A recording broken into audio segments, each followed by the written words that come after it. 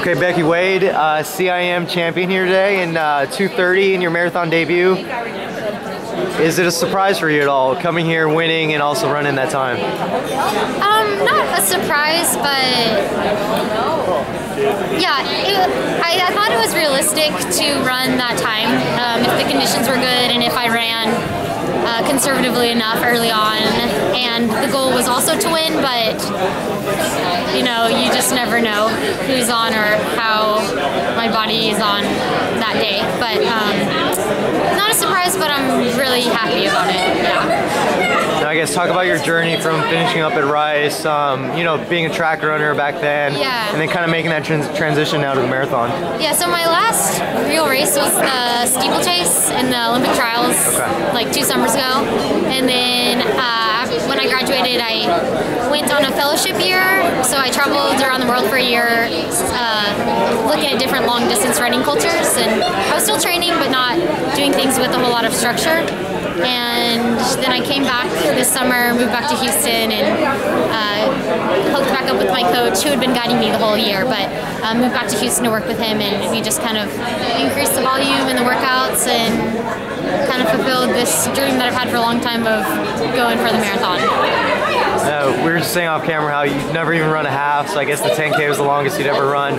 What was it like, both mentally and physically preparing for this race? How was your mileage kind of coming into this race? The mileage was a lot higher than in college. I was able to finally have like a base year when I was traveling and not have to taper for races every weekend and listen to my body more and be more flexible. And so when I came back, we increased the volume a good amount, ran I think 9 weeks over 100 miles, and the workouts just got longer. It was nothing more intense than I had done, but everything was maybe a little bit mentally harder because everything was on me. I was working out pretty much by myself with my coach biking, and it takes a little bit extra to do those things, I guess, solo.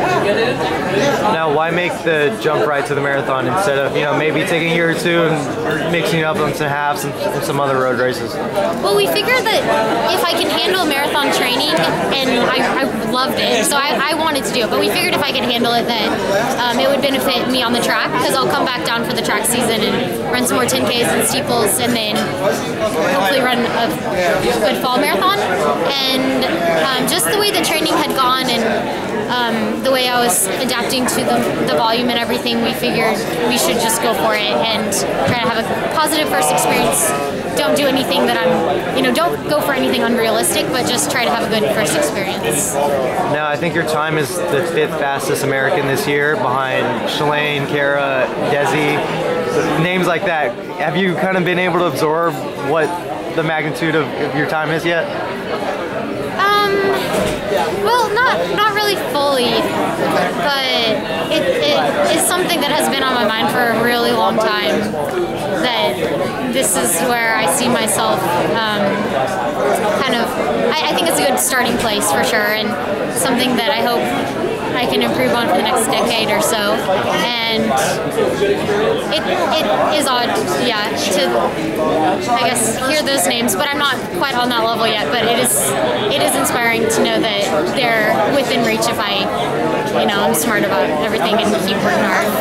And our long-term goals, I know you mentioned track this spring is the long-term goal for 2016, the marathon trials.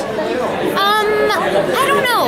Like, definitely I'll run the marathon trials and go for that, but hopefully I'll qualify for the track too, and just see what things are looking like and where I have the best shot. But I'll stay on the track for a while and hopefully continue to balance marathon and track stuff. I love them both, and I think they can benefit each other, and it keeps things fresh. So yeah. Awesome. Well, congratulations. Thank you.